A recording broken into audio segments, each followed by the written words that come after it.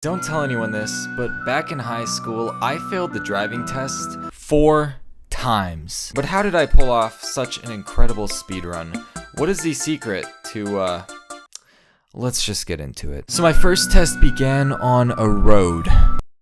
Just kidding, I didn't even make it that far. I was in the parking lot, and as you know, in the parking lot, there are like 2 ways you can possibly fail. Either you drive the wrong way, or you run over a small family.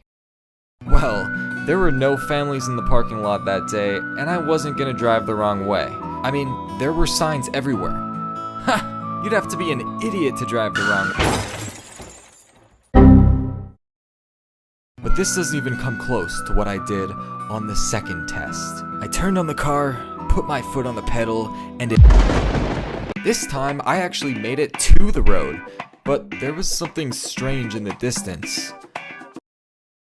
As my vehicle inched closer and my eyes narrowed, I approached a red octagon-looking shape. I drove up to it, and guess what I did? Ha! I bet you thought I was gonna drive right through. Okay, so I was at the stop sign and another car was directly across from me. But the man inside was dead, because his car just sat there. Well, I know the rules, so I'm just gonna go forward because why not? For my third test, I was in for a little treat. You see, there was this thing across the road. It looked like a bunch of lines, and there was a person standing next to it. And then for no reason, he put his foot down to cross the street. When they finally let me back on the road, it was time to take my 4th test. Out of all the tests I've failed, this is the only one that haunts me to this very day. Forget about going the wrong way, not waiting my turn at a stop sign, hitting someone. This test was terrifying because for the first time, I lasted longer than 1 minute. So I'm driving normally, no mistakes as usual, and I glance over at the instructor, and he stares directly into my soul. Okay, little boy, one more request. I want you to turn right. I look at the intersection, my eyes watering.